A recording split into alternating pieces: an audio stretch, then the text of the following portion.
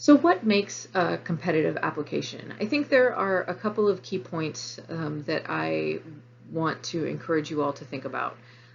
One is that make sure that you meet all of the eligibility requirements. There are, again, as a reminder, there are 3 core eligibility requirements for the fellowship. You have to have U.S. citizenship at the time of application, you have to have a 3.2 GPA, and you have to be seeking enrollment into a 2-year master's program in the fall of 2021. If any of those things do not apply to you, you will not be eligible to move forward with the application. Unfortunately, we don't have any wiggle room with the 3.2 GPA, so if you have a 3.1, for example, a 3.17, we are not able to round up. So make sure that you read the requirements for the fellowship early on in the process. Also, use your statement of interest as an opportunity to highlight your motivations for applying to the Pickering Fellowship Program and ultimately as a Foreign Service Officer. Remember, this is a program that ultimately culminates in a career as a Foreign Service Officer. It is a hiring pipeline. So our selection committee will be looking for folks who have some working knowledge of the Department of State, what diplomats do, and folks who have had experiences that make them well qualified to enter the Foreign Service. So it might be exposure to working with people who are from diverse backgrounds or working in an international context. It comes in the form of working on issues related to public service, volunteer work, community service work. So use your statement of interest and all of the different components of your application to really tell the story of how it is that your background and experiences align to the work of the Foreign Service and why it is that you're applying to this program at this moment. Also recall that the programs are aimed at bringing in excellence and diversity into the Foreign Service. So what about your experiences might make you uniquely prepared to represent the United States as a Foreign Service officer?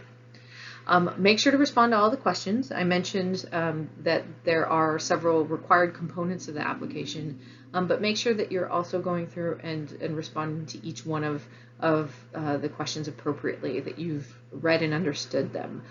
For example, a common mistake that has happened in the past is that we ask folks to list their expected date of graduation from their graduate school.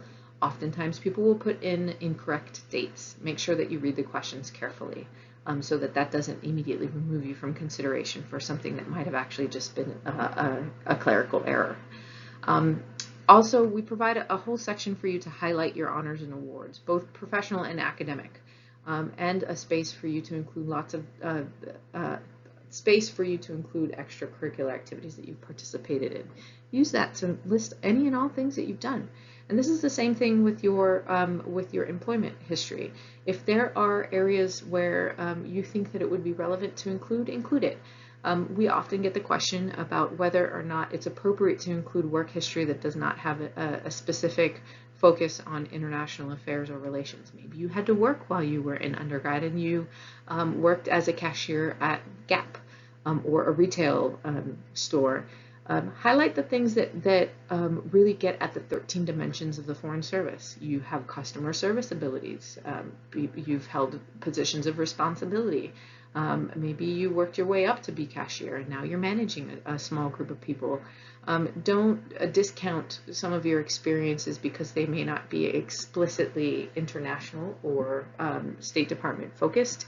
There are lots of different experiences that our Foreign Service officers bring with them that exemplify the skills and traits that are required to be a successful Foreign Service officer. So be sure to include all of those highlights in all of the different areas of the application. And remember that the fellowship is looking at academic achievements as well. We do have the 3.2 GPA requirement, and our fellows are required to maintain that during their graduate school experience. So anywhere you can, highlight where you've been able to succeed academically, and highlight any particular achievements in that area, including Dean's List. Maybe you were recognized with a merit award. Make sure to include those. I would also invite you to remember that recommenders are important. Invite people who are positioned to write strong letters on your behalf Don't assume that everybody is going to say great things about you. Make sure that you are providing information to them that will make you put your best foot forward in the application, and also connect it to the application. If you have the time and space to pull together a couple of bullet points, maybe even share your personal statement with your recommenders, that'll make it even easier for them to say really positive things about how you would be well positioned to receive the award. Also recall that the program does look at financial need.